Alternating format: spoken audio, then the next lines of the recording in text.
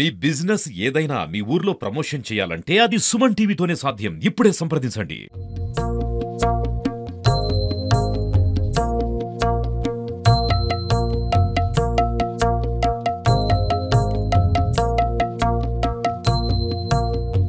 నమస్తే, welcome to Suman TV Warangal. నేను మీ స్వాతి వచ్చు. వినాయక చవితి శుభాకాంక్షలు అందరికీ కూడా.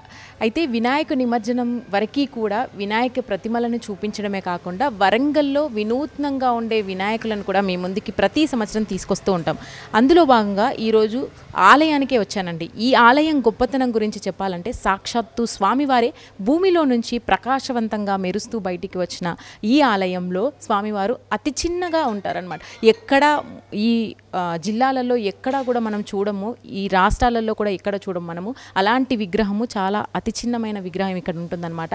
అలాగే ఇక్కడ స్వామివారు ప్రతి పౌర్ణమికి కూడా ప్రకాశవంతంగా మెరుస్తూ ఉంటాడంట. మరి ఆ ఆలయ విశిష్టత ఏంటి, ఇక్కడికి వచ్చిన ప్రతి ఒక్కరికి కూడా కోరిక నెరవేరుతుంది, సంకష్ట చతుర్దశిని కూడా చాలా అంగరంగ వైభవంగా చేస్తారు అనే నానుడి కూడా ఉండింది. మరి ఈ విశేషాలను తెలుసుకునే ప్రయత్నం చేద్దాం రండి. చాలా రోజుల నుంచి మనం వెయిట్ చేస్తున్నాం కదా, ఈసారి గణపతి నవరాత్రి ఉత్సవాలని అంగరంగ వైభవంగా జరుపుకునే వరంగల్ మహానగరానికి ఎలా ఉండబోతుంది ఈసారి, మరి విగ్రహాలు ఎలా ఉండబోతున్నాయి అనుకున్నాం. అలాగే ఆలయ విశేషాలను కూడా తెలుసుకునే ప్రయత్నంలో ఈరోజు మనము రత్నగర్భ గణపతి ఆలయానికి అయితే వచ్చేసామండి. ఈ రత్నగర్భ ఆలయంలో వినాయకుడు స్వయంభూగా ఇక్కడ దొరికాడు మనకి. అయితే ఇక్కడ కూడా గత కొన్ని ఏళ్ల నుంచి కూడా ఇక్కడ పూజలు అందుకుంటున్న వినాయకుడు గురించి, మరి ఈ వినాయక నవరాత్రి ఉత్సవాలలో ఏమేమి పూజలు చేస్తున్నారు, ఇక్కడ భక్తులను ఎలా వీళ్ళను ఆహ్వానిస్తున్నారు ఒక్కసారి తెలుసుకునే ప్రయత్నం చేద్దాం.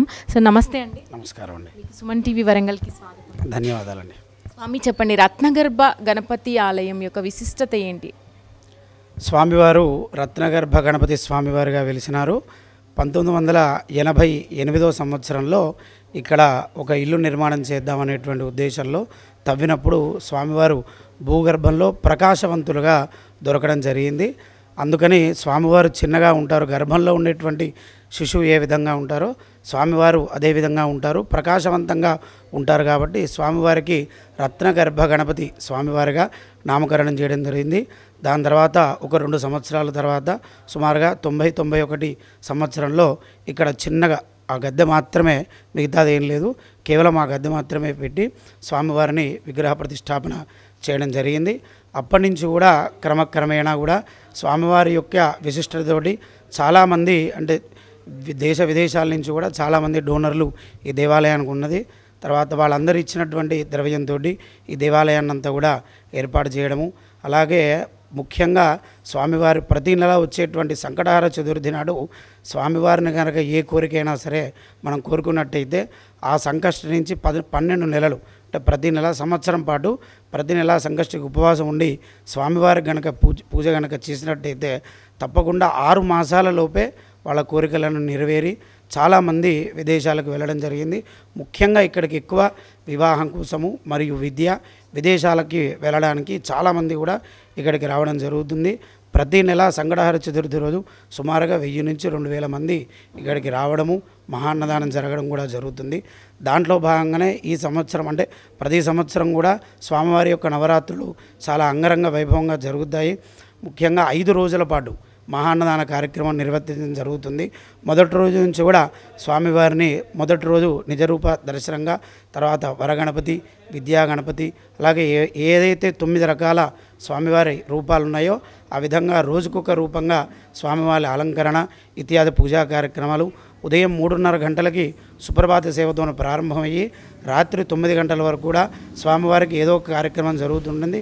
దాంట్లో భాగంగా ఇవాళ 2వ రోజు సహస్రమోదక హోమము, అలాగే రేపు శుక్రవారము స్వామివారికి ఆడవాళ్ళందరి చేత కుంకుమార్చన, అంటే వారి తల్లిగారైనటువంటి గౌరీ అమ్మవారిని తలుచుకుంటూ కుంకుమార్చన, అలాగే శనివారం నాడు స్వామివారికి ఇత్యాది ద్రవ్యాలతోటి పులిహోర, అంటే సుమారు 100 కేజీల పులిహోర నైవేద్యం, ఇట్లా రోజు ఒక్కొక్క విధంగా. బుధవారం నాడు లక్షగరిక పూజ, ఇలా 9 రోజులు 9 రకాలైనటువంటి పూజా కార్యక్రమాలతోటి స్వామివారిని లాస్ట్ వచ్చేటువంటి 5వ తారీఖు శుక్రవారం నిమజ్జనం నాడు మళ్ళీ సహస్రమోదక హోమం చేసి పూర్ణాహుతి కార్యక్రమంతో ఈ కార్యక్రమం అంతా ముగుస్తుంది. ముఖ్యంగా సంకటహర చతుర్థి అనేటువంటిది ఇక్కడ చాలా ప్రసిద్ధిగాంచినటువంటి విషయం. అయితే విగ్రహాన్ని చూస్తున్నట్టయితే అంటే మట్టిలో మీరు తవ్వి తీసినప్పుడు ఏ విగ్రహం ఉందో అప్పటి నుంచి కూడా అదే విగ్రహం, దాంట్లో ఎటువంటి మార్పు లేదు. ప్రతి పౌర్ణమికి సాయంత్రం పూట సుమారుగా 7:30 నుంచి 9:30 మధ్యలో స్వామివారి యొక్క ఏదైతే రూపం ఉందో, అంటే ఇప్పుడు నిజరూప దర్శనం లేదు, అలంకారంలో ఉన్నారు, నిజరూపంలో ఉన్నటువంటి విగ్రహం ఏదైతే ఉందో కొంత ప్రకాశవంతంగా ఉంటుంది. నిత్యం ప్రతి పౌర్ణమికి నిత్యం ఉండేటువంటి స్వామివారు కాకుండా ప్రతి పౌర్ణమికి స్వామివారి యొక్క రూపం సాయంత్రం 7:30 నుంచి 9:30 మధ్యలో కాస్త ప్రకాశవంతంగా కనబడుతుందన్నమాట. అందుకనే ఆ ప్రకాశవంతం దాన్నే వారు తీసుకొని రత్న గర్భ గణపతి స్వామివారి అని అప్పుడు నామకరణ చేయడం జరిగింది. రత్నంలా మెరుస్తూ ఉంటారు కాబట్టి, గర్భంలో ఉండేటువంటి శిశువులాగా చిన్నగా ఉంటారు కాబట్టి రెండు కలిపి రత్నగర్భ గణపతి స్వామివారిగా అప్పుడు ఉండేటువంటి పండితులు కానీ వాళ్ళు కానీ దాన్ని నామకరణ చేసి ప్రతిష్ఠ చేయడం జరిగింది. స్వామివారు అలాగే ఇంత చిన్నగా ఎక్కడ కూడా ఉండరు అనమాట, చాలా చిన్నగా ఉంటారు స్వామివారు. ముఖ్యంగా ఏ దేవాలయాల్లో ఇంత చిన్నగా ఉండేటువంటి విగ్రహాన్ని ప్రతిష్ఠ చేయకూడదు, ఉండకూడదు కూడా. ఎందుకంటే ఆలయ నియమాలు ఏవైతే ఉన్నాయో మనకి ఆగమ శాస్త్ర ప్రకారంగా ఇంత చిన్న విగ్రహాలకి ఇంట్లో చేసుకోవాలి తప్ప ఒక దేవాలయంలో ఇంత చిన్న విగ్రహాలకి చేయడానికి లేదు. నేను ఈ దేవాలయానికి వచ్చి 5 సంవత్సరాలు అవుతుంది. దీని గురించి అంత తెలుసుకున్న తర్వాత ఆగమశాస్త్రం పూర్తిగా నేర్చుకొని ఉన్నాను. ఆగమశాస్త్ర ప్రకారంగా లేనటువంటి విగ్రహానికి ఇంత శక్తి ఉండదు. దేవాలయ శాస్త్రం యథావిధిగా ఎలా ఉంటుందో అలాగే మనం కార్యక్రమాలు చేయాలి. అట్లాంటప్పుడు ఇంత శక్తి ఎలా ఉంటుంది అన్నప్పుడు ఈ విశిష్టత అంతా కూడా తెలుసుకోవడం జరిగింది. దానివల్ల స్వామివారికి వెనక ఒక యంత్రం ఉంటుంది, దాన్ని మూలమంత్ర జపం చేసి సుమారుగా అప్పుడు ఉండేటువంటి వాళ్ళు చాలా లక్షల మూలమంత్ర జపం చేసి దారపోయడం జరిగింది.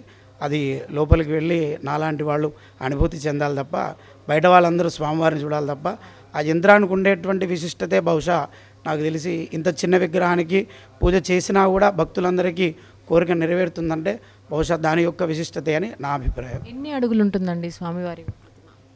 చాలా చిన్నది, ఇంతవరకు ఎప్పుడు కొలవలేదు, సుమారుగా ఇంత అంతే. ఒక మన